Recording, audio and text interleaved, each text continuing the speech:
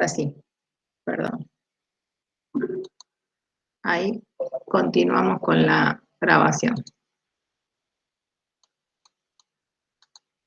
Entonces, una de las cosas que estuvieron viendo ayer, que uno tiene diferentes maneras de representar de manera paramétrica a una curva. Yo acá puse 4, las 4 están, si las graficamos nos da el mismo segmento. O sea que si uno busca cuál es el conjunto solución de cada una de esas 4, me termina quedando el segmento AB. Vemos que cambian, puse siempre el mismo valor del parámetro, o sea, la misma letra para el parámetro, pero lo que sí vemos es que los valores del parámetro para llegar a la misma recta son diferentes, ¿no? Y si uno piensa a la curva como el conjunto de puntos que verifican las ecuaciones, son la misma curva. Lo que nosotros vamos a empezar a ver ahora, que cuando le empezamos a dar un poquito de importancia a este parámetro, o vemos qué función cumple el parámetro, lo que veíamos que me permitía decir cómo uno va tomando los puntos de esa curva, ¿no? O sea que el orden en que se toman, el orden en que se recorre la curva, no es la misma necesariamente, ¿no? Ni el orden, ni la velocidad a la que recorre la curva, ¿no? Si ustedes se fijan, cuando miramos acá que el parámetro varía desde t igual a 2 hasta t igual a 4, nosotros ¿qué diríamos ahí? Que necesito un intervalo de amplitud 2 de t para recorrer toda la curva. Fíjense que si nosotros hacemos, ay, qué mal, porque, ay, perdón, tengo que ir atrás, acá estaba. Si nosotros hacemos, quiero poner el puntero, otra vez tengo que hacer lo mismo, perdón, ahí estamos, bueno. Si llegamos a pensar, se me fue el puntero, ahí estamos, si podríamos decirnos, pensamos en C1 y decimos, bueno, ¿cómo me van apareciendo los valores? Tenemos que tomar los valores de t en un eje aparte. Y digo, fíjate que cuando t varía entre 2 y 4, entre 2 y 4, por lo que me dice ahí este sería el 4, me van a aparecer todos los valores de todos los puntos de ese segmento, ¿no? Si t vale 2, ¿qué me aparece? Que el x vale 2 y el y vale 1, ¿no? Si está bien hecha la cuenta. Así que al t igual a 2, me aparece que le corresponde ese. Si t vale 3, al 3, ¿qué le corresponde? El x3 y el y debería ser 3 también, ¿no? Llego ahí. Si el t vale 4, si hacemos las cuentas, deberíamos llegar al 4, 5, ¿no? Muy bien. Entonces, fíjense, si nosotros pensáramos que ese t, que acá no es nada, porque no estamos pensando, lo estamos pensando en abstracto, fuera el tiempo, diríamos, en un intervalo de 2 segundos estoy encontrando todos los puntos de la curva, digamos, ¿no? Lo voy recorriendo, el primero que me aparece es A y el último es B. Si miramos la curva 2, ¿qué diríamos? ¿Qué diferencia me aparece con respecto a la otra? Los valores del parámetro para esta corresponden a desde t igual a 0 hasta t igual a 1. Si llegamos a ir a la ecuación cartesiana, me queda la misma, o sea, voy a la 2x menos 3. Pero fíjense que si t vale 0, al t igual a 0 le corresponde, giré, el 2, 1. Si t vale 1, me queda el 4, 5, que era el último, ¿sí? Entonces voy hasta acá. Entonces, si ustedes se fijan, y cuando voy tomando distintos puntos acá, me van apareciendo todos. O sea que lo que uno empieza a mirar es que el parámetro tiene algún efecto sobre la curva, ¿no?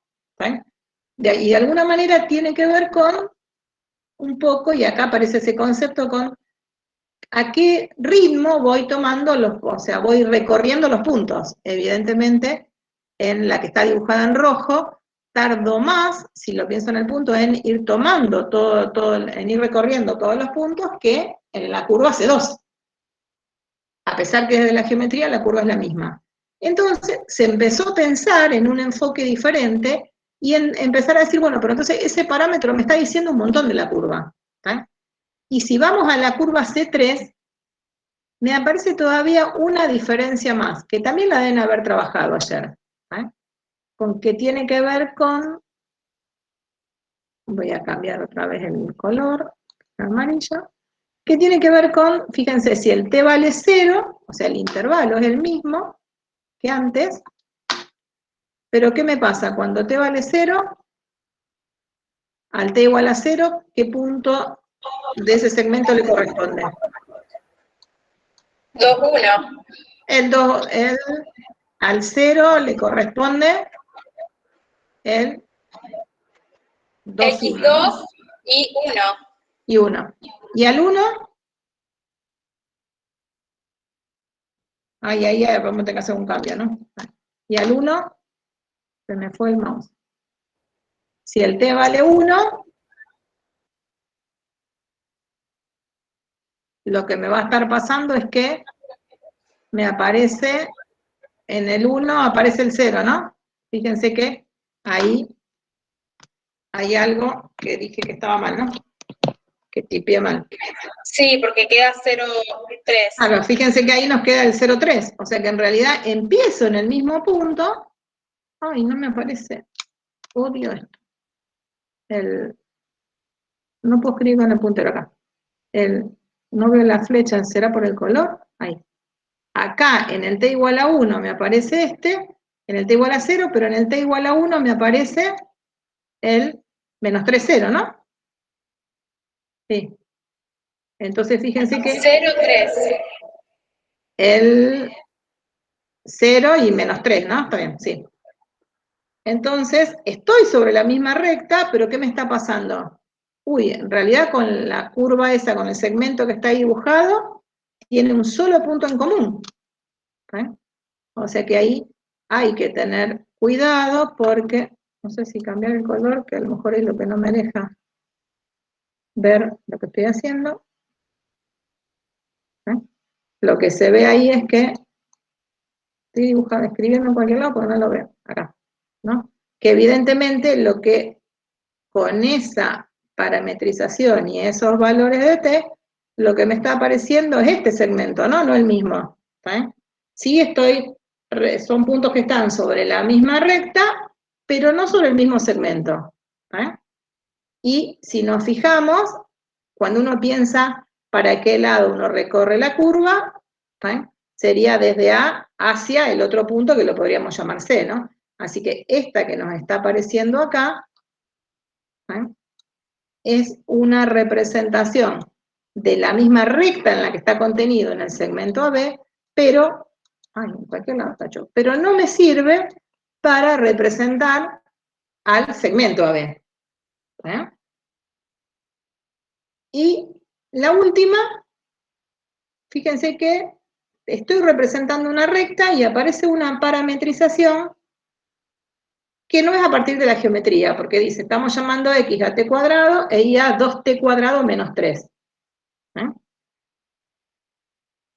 Cuando miro eso, parece hasta medio raro que eso corresponda a las ecuaciones paramétricas de una recta y que encima va a ser ese segmento, ¿no?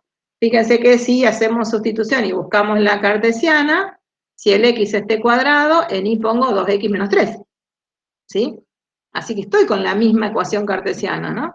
Y cuáles son los puntos que va a tomar. Si t fueran, habrá que analizar, después lo vamos a trabajar un poco más, porque si t fueran todos los reales, tampoco recorro toda la recta, pero si t pertenece al raíz de 2, 2, cuando t vale raíz de 2, estamos en el 2, 1, ¿no? Y cuando t vale 2, estamos en el 4, 5. Así que ahí, otra vez, estamos pensando en todos los puntos de ese segmento, pero con otras ecuaciones paramétricas. En todas me están apareciendo distintas representaciones. ¿Con esto qué podemos decir? que en realidad una curva puede tener muchas representaciones paramétricas. Y desde la geometría son la misma curva. Después aparece algo que nosotros llamamos a decir, bueno, pero ¿por qué no pensar a estos puntos como el final de un vector, como el extremo de un vector? Y entonces empezar a escribir esas ecuaciones paramétricas, en vez de escribirla así, la vamos a escribir como está ahí a la derecha. Ven que vamos a poner, R1 tiene dos componentes, vamos a decir X y vamos a decir Y. X es el primer renglón, la primera ecuación que aparecía ahí en las paramétricas, y el Y el segundo. Cuando lo escribamos así, que en realidad o sea, es nada más cuando parecería que fuera solo un cambio de cómo lo escribo, ¿no? En vez de dar las coordenadas de los puntos de la curva, escribiendo el X y el Y como un sistema de ecuaciones, la escribimos como vectores. Eso de escribirlo como vectores significa que lo que estamos pensando es que ese punto que aparece cuando pongo el t, por ejemplo, igual a 4, es el extremo del vector posición de ese punto, digamos, ¿no? Bueno. Entonces ahí es donde aparecen los que vamos a llamar ecuaciones vectoriales de una curva. Cuando hablamos de la ecuación vectorial de una curva, vamos a empezar a pensar que los puntos de la curva son extremos de vectores. ¿De qué vectores? Y bueno, esos que aparecen ahí. Voy a pasar rápido a la definición de ecuación vectorial y ahora vamos a volver. Entonces, cuando hablemos de ecuaciones vectoriales, vamos a estar diciendo, tengo las ecuaciones cartesianas. Las ecuaciones cartesianas definíamos a la curva como el conjunto de pares ordenados que satisfacen esas ecuaciones paramétricas, donde en forma general no podemos poner como antes que habíamos puesto 2t, t cuadrado, para cómo obtengo x y y con alguna relación, sino que lo tenemos que escribir en forma general. En forma general, ¿qué decimos? X queda igual a una expresión algebraica que depende de t, que la vamos a llamar f, igual a una expresión algebraica que depende de t, que la vamos a llamar g. Y que da la casualidad que van a ser funciones, ¿no? X como una f de t y como una g de t. Y el t va a pertenecer a un cierto intervalo AB, que no necesariamente va a ser como varía x, digamos, ¿no? Que eran una de las cosas que charlaron ayer. Ahí tenemos las ecuaciones cartesianas. Pero si nosotros ahora empezamos en que dice, vamos a ver los vectores me dan otra manera de dar esa curva, y entonces vamos a decir, cada punto de esa curva tiene dos coordenadas. Pero en vez de pensar en las coordenadas, vamos a pensar en el vector posición de ese punto, que lo vieron cuando trabajamos con vectores, ¿no? Y ahí me aparecía el vector posición. Y entonces ya no hablábamos más de coordenadas del punto, sino que hablábamos de las componentes del vector, ¿no? Y entonces, por ejemplo, a ese vector lo vamos a llamar R, con una rayita arriba, porque es el vector posición. ¿Cuáles son las componentes de ese vector? X e Y. ¿Cómo lo podíamos escribir? Podíamos poner X por el versor Y más Y por el versor J, o podíamos escribirlo entre paréntesis y con las componentes directamente, ¿no? Las dos formas que teníamos que escribir. Y entonces, si escribimos a cada uno de esos puntos como a través de su correspondiente vector posición, eso da origen a dar una definición de lo que serían las ecuaciones vectoriales. Ven que dice, un punto P va a pertenecer a la curva si para algún T a X lo podemos obtener como f de t y g de t, y además podemos escribir al vector OP como f de t por y más g de t por j. O sea que en realidad es solo un cambio de enfoque otra vez, de mirada. Ven que ahí ahora las componentes, las coordenadas de ese punto serían la f de t y g de t, y entonces el punto como punto tiene coordenadas f de t, g de t, y como vector posición, sería el vector OP, tiene componentes f de t, g de t. Y a partir de ahí entonces decimos, bueno, entonces cada punto de la curva tiene asociado un vector posición, que lo puedo encontrar, porque lo puedo sacar de las ecuaciones paramétricas de la curva. Y cuando empiezo a pensar en qué me va pasando cuando lo tengo escrito así, a medida que voy recorriendo los puntos de la curva, lo que me van apareciendo son vectores, que me empiezan a aparecer todos vectores y uno dice, bueno, como que los vectores barren una zona. Pero lo que nos interesa de toda esa zona que barren los vectores, en realidad son los puntos extremos de los vectores. Y ahí es donde nos aparece esta nueva manera de escribir a los puntos de la curva, que es pensarla como cada punto como un vector posición que tiene esas componentes, y a esa manera de escribirlo lo vamos a llamar ecuación vectorial de la curva. Y bueno, y da la casualidad que cuando la escribamos como un vector, lo que uno empieza a mirar es que hay una asignación en todo esto que vimos, ¿no? Porque a cada valor de t, a cada valor de ese parámetro que está dando vuelta, uno le asigna un vector, o le asignó las componentes de un vector, le asignó las coordenadas de ese punto. Y entonces, en esa asignación hay implícita la definición de una función que va a tener a cada valor de t, le asigno un punto. Y por eso, además de hablar de ecuación vectorial de la curva, vamos a decir que estamos dando y estamos definiendo una función vectorial. Por eso acá decía, bueno, cuando aparece eso, aparece una función vectorial. Y esa función vectorial me permite definir a la curva C. Y ahí empiezan algunas cuestiones para ver, ¿no? Van a ver que lo que es teórico acerca de esto es muy fácil. El problema es que hay que graficar y hay que saber curvas, digamos, ¿no? Pero tenemos definida entonces una función y lo que vemos es que en realidad cada una de las componentes que aparecen en la ley de la función son funciones escalares. Entonces, si uno tiene que pensar dónde está el dominio y dónde está el codominio de esta función, ¿dónde va a estar? El dominio va a estar contenido en los números reales, pero la imagen está contenido en R2, porque la imagen está dada o en el conjunto de los vectores del plano, o en R2, porque pienso en los puntos de la curva. ¿Sí? Y entonces, esa función vectorial me permite definir la curva. Vamos a decir que la función vectorial tiene una curva asociada, porque la curva la enfocamos en el plano. Y cuando nosotros hablábamos del gráfico de una función, me relacionaba en el mismo sistema los elementos del dominio y los elementos del codominio. Y acá no me va a pasar eso.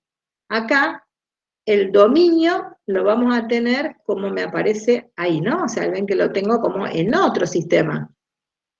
El dominio me aparece con un eje aparte y la curva que graficamos, que en realidad serían las imágenes, me aparecen en el plano. O sea que lo que nosotros vamos a graficar es, de alguna manera, una curva que me va a estar representando el conjunto imagen, pero en donde en ese conjunto imagen vamos a estar pensando qué le va pasando cuando vamos recorriendo el dominio. Entonces, aparece un sentido que le vamos a dar a esa curva, y el sentido va a ser el sentido de recorrido cuando empezamos a tomar los valores de t de menor a mayor. O sea, los valores del parámetro, que en este caso se llama t. Entonces, esto de empezar a ver ahora a las curvas y a las ecuaciones vectoriales de las curvas como funciones, me va a permitir empezar a darle un sentido de recorrido a las curvas. Ya ahora, cuando miramos, voy a volver para atrás, cuando veamos, quiero volver acá, cuando veamos a cada una de estas curvas como una función vectorial, o sea, pasamos de cada una de estas curvas a, en principio, su ecuación vectorial, y después pensemos a esa ecuación vectorial como una función vectorial, sea, como una asignación entre los valores de t y lo otro, le vamos a empezar a dar un sentido de recorrido y además vamos a empezar a poder analizarlas. Vamos a ver qué pasa, ¿está bien? Si, a qué velocidad la recorremos, vamos a poder calcular límites, o sea, vamos a poder sacar información que tiene que ver con los movimientos en el plano, ¿no? Que era un poco lo que habían charlado también ayer. ¿Está bien? Van a ver que si usamos R1 estamos, cuando trabajamos con R1, nos aparece el puntero. Aparece que empezamos en A y estamos en B, pero vamos a poder decir, pero ¿cuánto tiempo me lleva, si T es el tiempo, cuánto tiempo me lleva a recorrer todo ese intervalo? Me está llevando, si eran segundos, por ejemplo, 2 segundos. ¿En qué orden tomo los puntos? En este caso estaríamos yendo así. Primero tomo desde A hasta B. ¿Está? Y entonces, a esa curva con ese sentido asociado, le vamos a decir la curva asociada a esta función vectorial.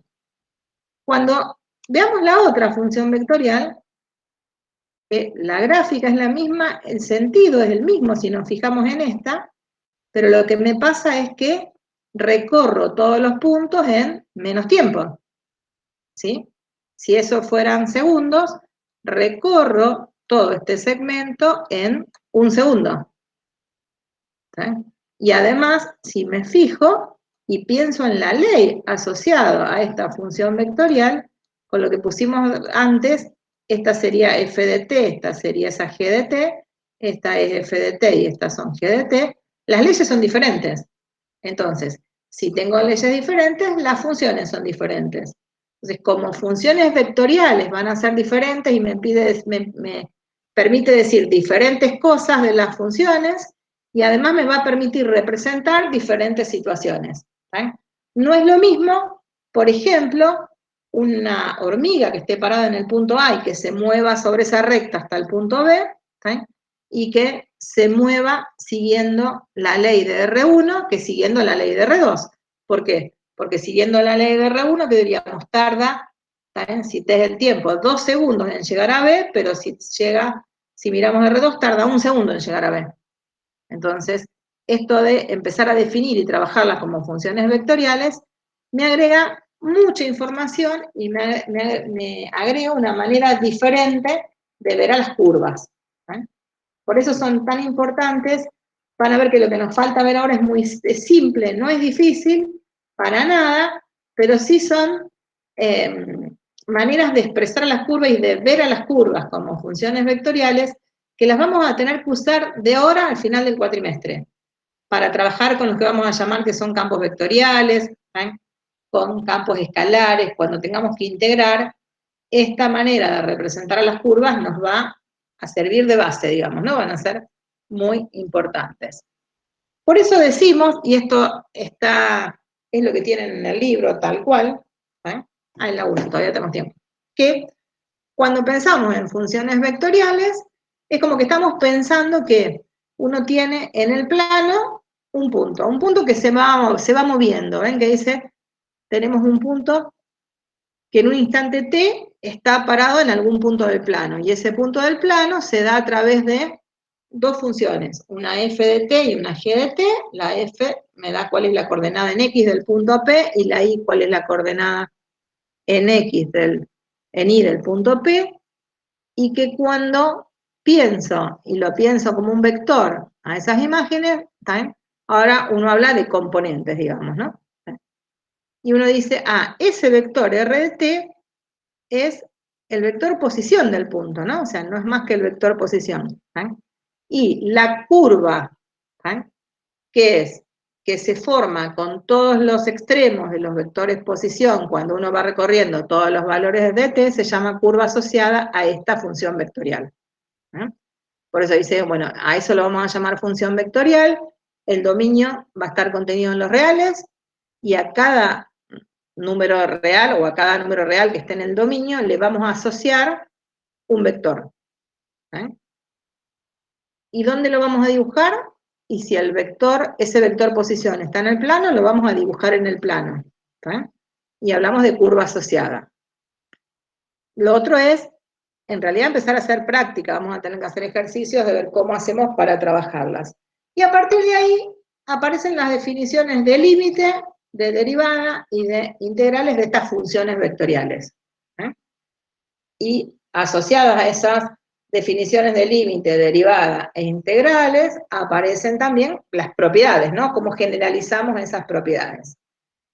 Y estas generalizaciones y estas definiciones son muy simples, digamos, ¿no? O sea, no tienen, en este primer tipo de funciones que estamos generalizando, no tiene complicaciones. Ven que lo primero que aparece es a que llamamos límite, y decimos que la definición de límite, dada una función vectorial que tenga la forma anterior, el límite cuando t tiende a un número real A, porque t era un número real, ¿no? Estoy pensando en el puntero, ¿sí? Bueno, cuando t tiende a algún valor de A, no puedo creer, quiero el puntero, se define como el límite de cada una de las funciones escalares que la definen, cuando t tiende a A. Por eso decimos en realidad, el límite de una función vectorial es calcular el límite componente a componente. Y esa es una definición, ¿no? Eso no lleva a demostración, se define así y funcionaba. Entonces, para poder calcular límite de funciones vectoriales hay que saber calcular límite de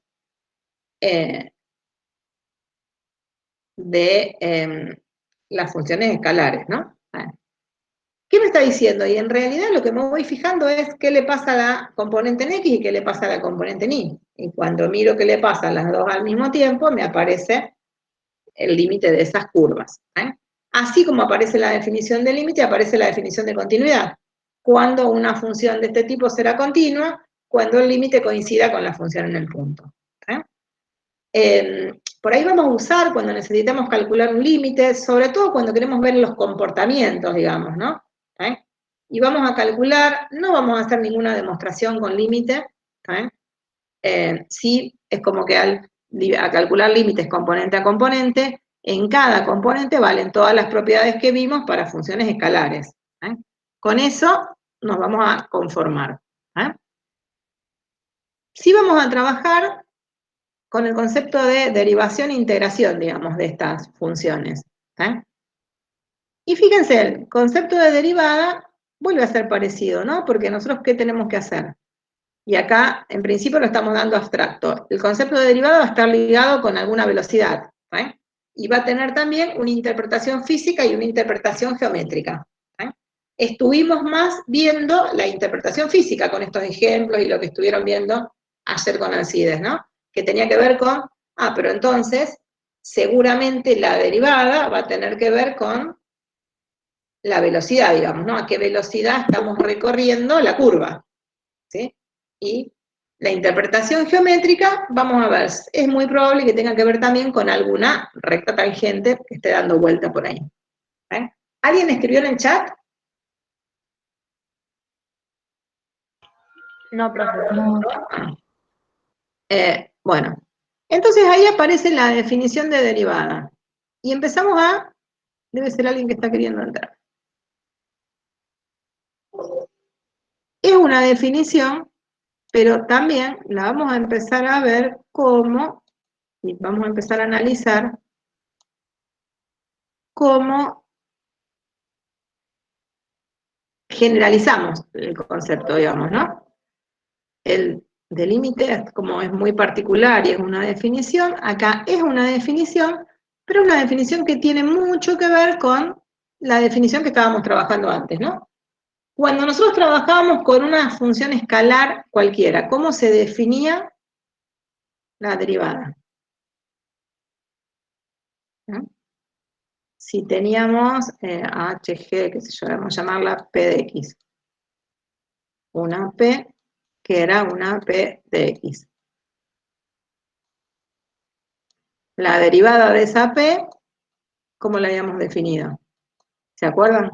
Era un límite. La derivada en un punto dado, en algún x0 ¿No era particular. el límite del cociente incremental, profe? Perfecto, era el límite del cociente incremental. Era el límite cuando habíamos puesto h tiende a 0, o el delta x tiende a 0, no me acuerdo qué pusieron, de el cociente incremental. Y ese cociente incremental, en este caso, ¿cómo se llamaría?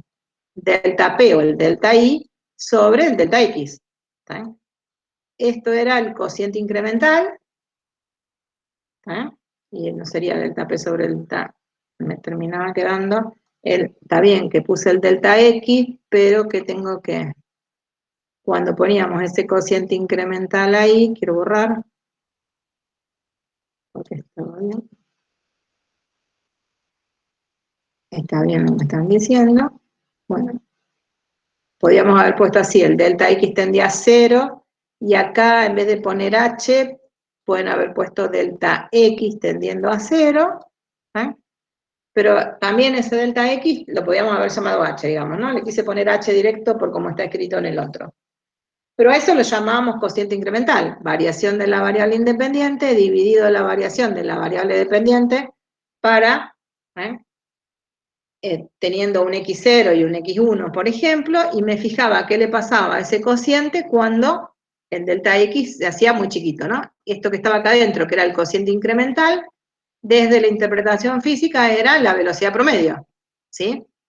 Y si no era la pendiente de una recta secante, que cuando pasábamos al límite pasaba a ser la pendiente de la recta tangente, ¿no? Y esto, si lo mirábamos desde la interpretación física, eso que era la velocidad media, cuando el delta x tiende a 0, pasaba a ser la velocidad instantánea, ¿sí? ¿Y el delta p quién era? Cuando esto lo escribimos un poquito más.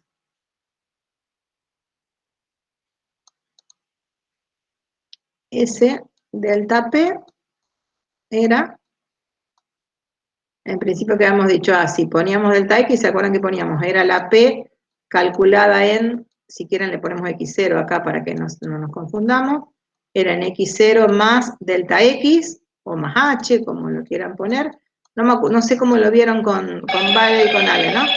Menos la p en x0,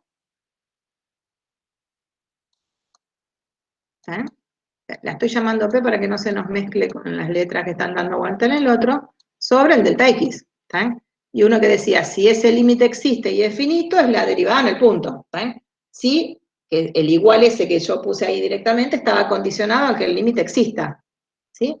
Y esa era la definición con la que empezamos a trabajar, que tenía sentido, pero no era una definición.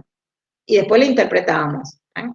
Por suerte nos dimos cuenta que para calcular límites después, para calcular derivadas, no hacía falta cada vez que calculaba una derivada hacer un límite, pero sí me servía para dar todas las interpretaciones. Cuando nosotros queremos definir lo que va a ser la derivada de una función vectorial, el concepto básico tiene que ver con lo mismo. ¿Qué vamos a tener que pensar? El cociente incremental para este tipo de funciones. Ese cociente incremental, ¿qué va a tener que ver?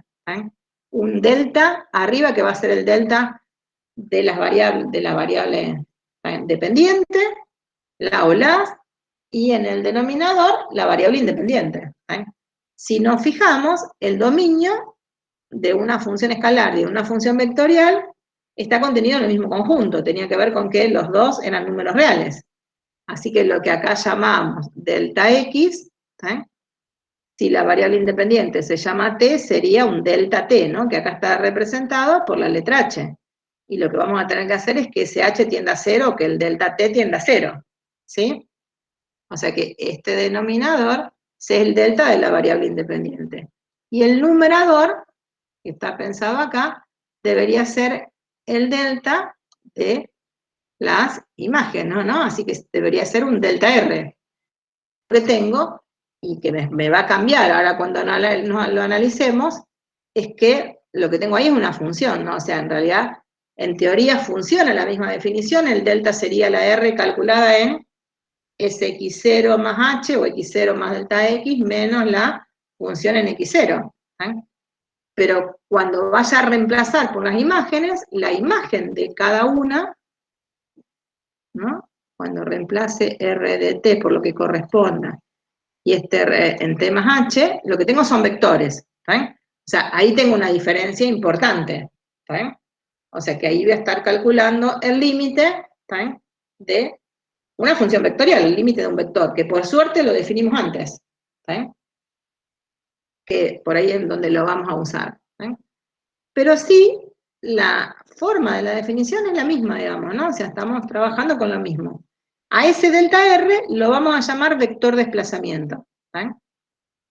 Y ven que si nos fijamos en el gráfico que está acá, ¿por qué se llamará vector desplazamiento? Fíjense que sería R en T. Pensemos que estamos trabajando con este intervalo, ¿no? Queremos calcular cuánto vale la derivada en este T que estamos calculando la derivada es ese, ¿sí? Entonces, ¿qué teníamos que ver? Fijarme cuánto valía, ¿tá? Tomar un T más H, el H era la variación de esa variable independiente, era lo mismo que poner el delta T, ¿no? Ese H podía ser positivo o negativo. Para los gráficos, ¿se acuerdan que en teoría uno siempre ponía el positivo porque era más simple para dibujar y para entender? Y para ver lo que estaba en el cociente antes del cálculo de un límite, el delta de la variable independiente, estaba en el denominador. ¿Sí? En que dice T más H, el delta sería la resta. Por eso me queda H, ¿no? O sea, era lo que habíamos hecho en matemática 1. Y después, ¿qué tengo que hacer? Calcular la imagen de T por R. La imagen de T, ¿quién iba a ser? Y es calcular R en T. Cuando calculo R en T, lo que obtengo es un vector. ¿Sí? Un vector que tiene origen en el origen de coordenadas y, por ejemplo, y P es el extremo.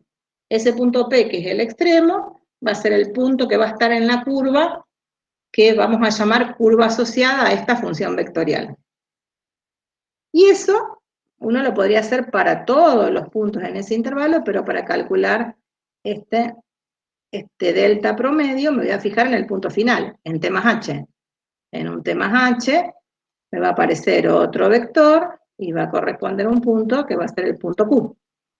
¿Sí? Si tengo vectores, o sea, ¿qué estoy haciendo? Este vector, el OP, menos el vector OQ. ¿Sí? Y ahí tenemos dos vectores, y los vectores se pueden restar. ¿Sí? Vimos que los vectores se podían restar, ¿no? ¿Sí? La resta de esos dos vectores, ¿qué nos da? Y nos da el segmento que está marcado acá, en realidad no un segmento, da un vector, que sería el vector que empieza en P y termina en Q. ¿Sí? Estamos haciendo el vector, el OP menos el OQ menos el OP.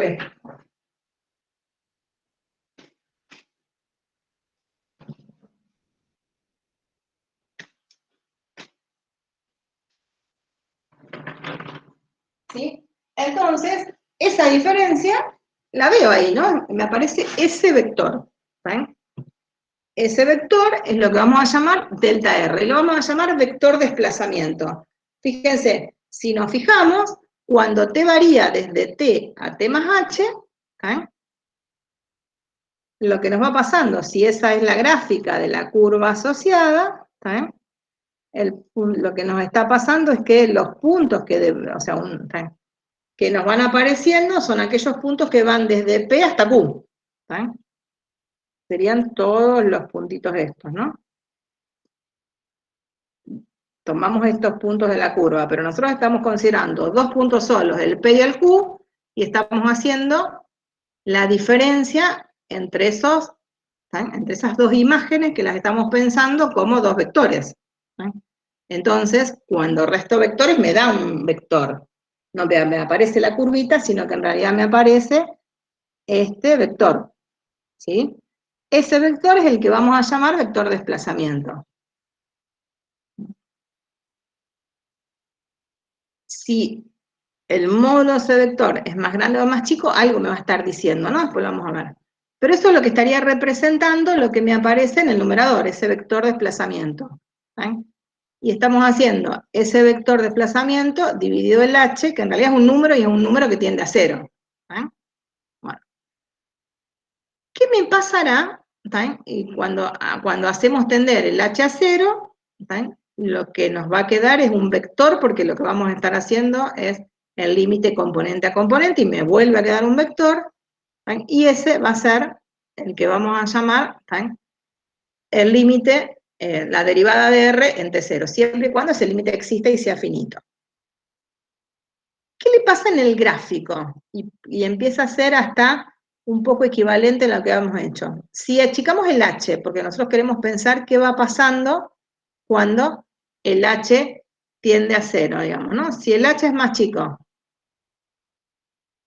¿qué mira pasando? Si tomamos un h que se va acercando a 0, cuando nos fijemos cuál es la imagen, es probable que nos quede un punto que esté más cerca. ¿Eh? Haremos el vector así, y ahora me va a aparecer dibujadito, ¿no? Y este sería el nuevo punto Q, y este sería el nuevo vector desplazamiento. ¿Eh? Y la idea para pensar cómo interpretamos esta derivada es ver qué le pasa a ese vector que llamamos, ese vector que me queda ahí a medida que el h tiende a 0, ¿sí? Eso era lo que habíamos hecho cuando pensábamos en las derivadas. Bueno, voy a borrar eso para que se vea, porque lo tengo acá. Esto que yo le fui marcando acá y se lo fui diciendo, ahora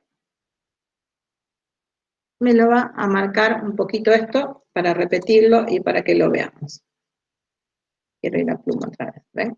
Entonces, ahí teníamos, en principio, ese que llamamos ese vector de desplazamiento. Nuestro objetivo es poder hacer ese delta R dividido R. Cuando hacemos delta R dividido R, lo que llamamos velocidad media, ¿no? Todo eso es lo que tienen escrito ahí. Y si vamos achicando el vector Q, ese vector, me va quedando, o sea, me va apareciendo un vector ahí, ese vector desplazamiento, que en algún momento me queda tangente a la curva. Ven que me está quedando ahí, ¿no? O sea que ese vector R' va a ser tangente a la curva cuando uno lo ve. Eso lo vamos a tener que demostrar. Eso va a ser nuestra, de alguna manera, interpretación geométrica.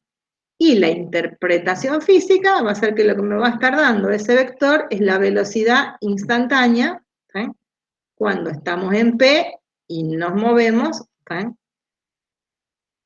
y nos movemos y queremos calcular, o sea, a qué ritmo me estoy moviendo, ¿no? Queremos calcular la velocidad instantánea. Así que tiene que ver con algunas cosas. Sí, evidentemente, lo que estamos viendo, que la velocidad media y la velocidad instantánea son vectores. Y entonces, ahí vamos a tener que pensar algunas cuestiones. Y además era medio lógico, ¿no? Cuando uno pensaba, si están dando física, cuando uno piensa en, por ahí las velocidades en 2 dimensiones son vectores. Y aparece otro concepto, que en lo que estuvimos viendo antes, en Matemática 1, eran como bastante parecidos, o sea, era muy fácil de distinguir, que era la diferencia entre velocidad y rapidez. La rapidez era el valor absoluto de la velocidad.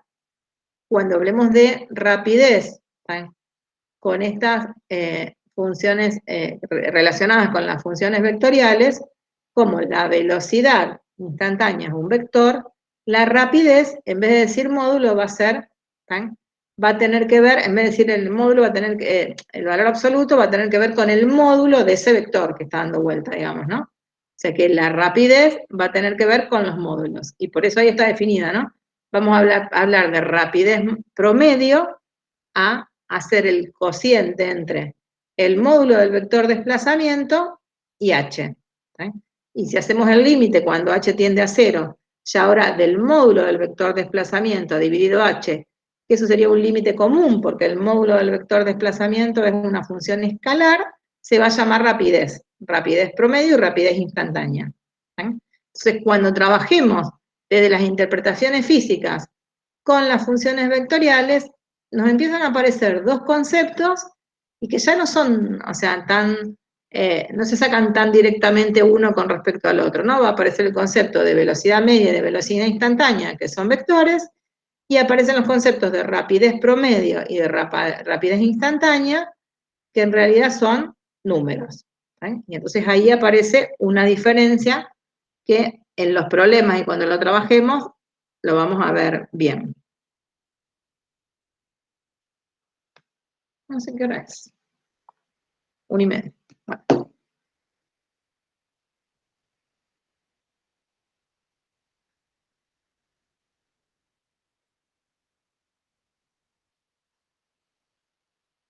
Vamos a ver algo más.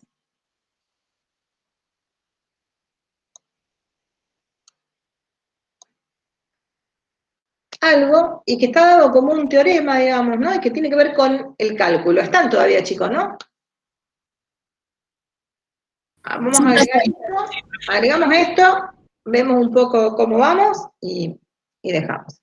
Fíjense, está bárbaro. Nosotros siempre cuando habíamos trabajado con el concepto de derivada, dijimos, bueno, la derivada es un límite, pero después buscábamos forma de cálculo. Dijimos, por suerte, alguien se tomó el trabajo de hacer esos límites para las funciones elementales y empezar a ver algunas propiedades que nos permitieron hacer algo que se llamó el álgebra de las derivadas, ¿no? Tener propiedades y a partir de una tabla y algunas propiedades, derivar todas las funciones que queríamos. Acá nos va a pasar lo mismo. Cuando nosotros queremos calcular la derivada de una función vectorial, no va a hacer falta que tengamos que calcular el límite. El límite me permite poder interpretar, ¿no? Decir, bueno, esa es la derivada, termina siendo la velocidad instantánea, aparece otra vez ese cociente incremental, que es la velocidad promedio, con la diferencia que ahora lo que me aparecen son vectores y aparece un concepto de rapidez promedio y de rapidez instantánea, que esos dos son números. Entonces ahí aparece una gran diferencia. Pero aparece una forma de cálculo que me salva la vida. La forma de cálculo de los límites era muy fácil porque estaba en la definición. El límite de una función vectorial es el límite de cada una de sus componentes. O sea que todas las propiedades que nos habían aparecido para los límites de funciones escalares siguen funcionando. Ahora, ¿qué pasará con las derivadas? Bueno, hay un teorema que me dice, fíjate que también cuando quiera derivar una función vectorial, todo lo que hay que hacer es derivar componente a componente. Ven que este teorema nos dice, si tengo una función vectorial y la ley de una función vectorial, ¿cómo nos aparece? Como la vamos a llamar siempre R con una rayita arriba para indicar que las imágenes son vectores, que la variable independiente acá se llama T, y entonces el dominio va a estar contenido en los reales y las imágenes están contenidas en R2 o R3, nosotros vamos a trabajar con R2, entonces la imagen va a ser un vector de 2 componentes, y cuando miro eso y quiera derivar, la derivada en cualquier valor de t, donde exista la derivada, la voy a poder calcular como f' de t, la primer componente, g' de t, la segunda. O sea que vale lo que se llama derivación componente a componente. Condiciones o hipótesis para que esto sea válido es que f y g, que son en realidad las funciones escalares que definen a la función vectorial, que me dicen cómo puedo encontrar la primera componente y la segunda componente de esa función vectorial, tienen que ser funciones derivables. Si son funciones derivables, son funciones continuas en los intervalos donde estemos trabajando, ¿no? Si eso pasa, vale la derivación componente a componente. Está la demostración hecha, en realidad la demostración es muy simple, creo que ni siquiera, ya nos pasamos a la otra. La demostración es una cuestión de trabajar con vectores nada más, ¿no? O sea, con vectores y usar propiedades de vectores. La tienen ahí escrita, no la vamos a hacer acá, la miran, la hacen y después la consultan. Pero sí esto me permite hacer, listo, tengo una forma de cálculo, ¿no? Una vez que entendimos esa interpretación física, vamos a poder calcular la derivada en cualquier punto. Y nos aparece después una interpretación geométrica. ¿Sí? La interpretación geométrica, ¿con qué tendrá que ver? Y seguramente va a aparecer algo que tiene que ver con alguna recta tangente. ¿Sí? Y fíjense lo que nos dice acá. ¿Sí? La pendiente de la recta tangente a una curva paramétrica suave, ¿sí? Suave, ahora nos va a decir arriba qué quiere decir que sea suave, ¿sí? Es G' sobre F'. ¿Sí?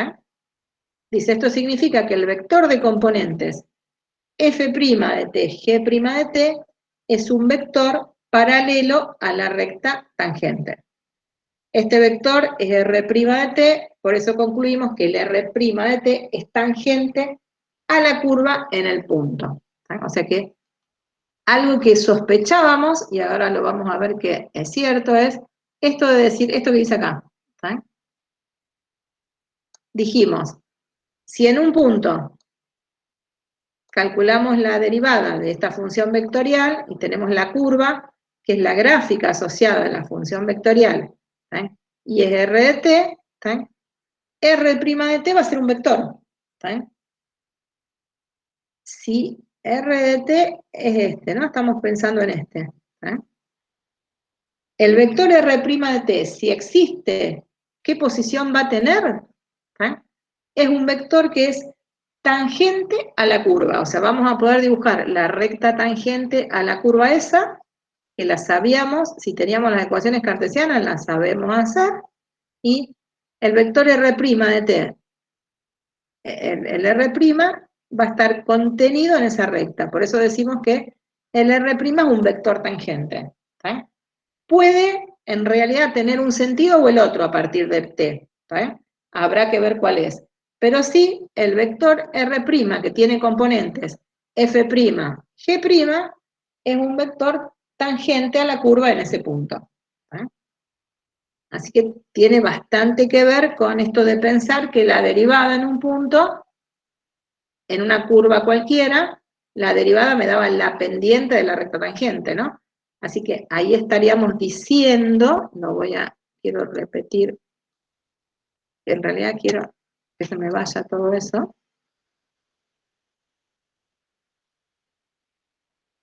Para no hacerle la demostración directamente, nosotros acá estamos diciendo, si la curva C, que tengo ahí, la pensamos como la gráfica, ¿sí? De una función, ven que acá me están llamando, ¿no? La estamos llamando, ¿sí? Como la gráfica de una función que acá la llama g de x, digamos, ¿no? O sea, si esta la pensamos como la gráfica de una función escalar. ¿Sí? Pensamos a eso como la gráfica de una función escalar. Démosles el nombre que se nos ocurra, qué sé yo, como dijimos antes, la gráfica de una función p de x. Ahí aparece otra letra, no importa, ¿no? Y tenemos que y era una p de x. ¿Sí? Y la gráfica es la curva esta. ¿Eh? La derivada en ese punto de la curva, ¿qué tenía que ver con la recta tangente en el punto? Y en realidad la derivada de esto como función escalar me daba la pendiente de la recta tangente. ¿Sí? Cuando a la curva la miremos como la curva asociada a una función vectorial, ¿sí? Ya ahora la estoy mirando como una función vectorial, puedo dibujar igual la recta tangente en ese punto, porque la puedo dibujar.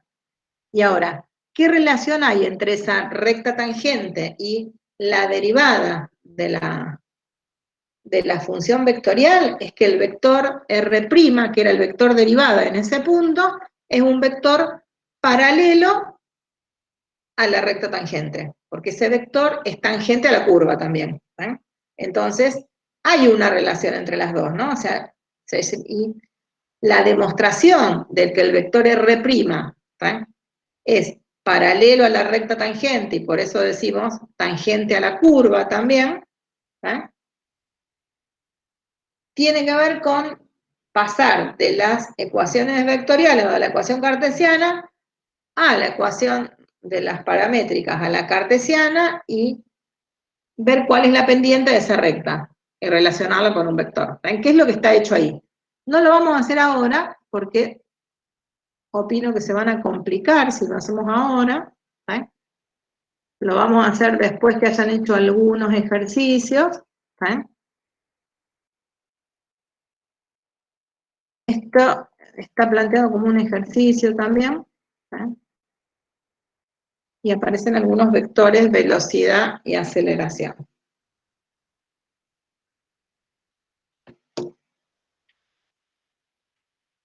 Quiero verlos un segundo.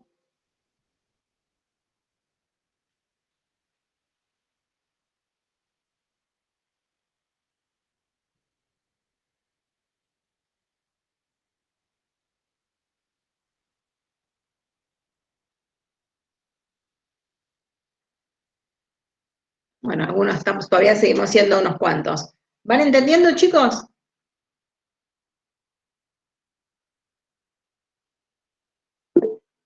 ¿Sí? Bueno, porque por ahí como uno va hablando a las paredes, vieron que por ahí no van contestando, bueno, pero entonces, van a ver que por ahí lo que uno tiene que hacer es como bastante mecánico, ¿no? Lo que nos va a costar a veces es trabajarlo en los problemas, que era lo que decía, la parte abstracta, la parte de esto de empezar a generalizar, se entiende, Y lo que puede pasar, que yo por eso también fui un poco más lento, tiene que ver con que por ahí solo vimos vectores, pero no trabajamos con parametrizaciones en Matemática 1, que antes sí, ¿no? Es un tema que nos quedó pendiente en Matemática 1, que acá vimos solo lo que vieron ayer y lo vamos a empezar a usar, pero eso hace que por ahí, a lo mejor la práctica cuesta un poquito más. Si no, generalmente este tema es un tema como ya en Matemática 2 que nos resulta muy simple. ¿Quieren hacer alguna pregunta de lo que hicimos? Antes de que deje de grabar, por las dudas algo que no hayan entendido y así queda grabado la duda. La relación esa entre la derivada y las rectas la vamos a demostrar la próxima para que no, porque ahora ya están cansados, encima muchos vienen del taller anterior.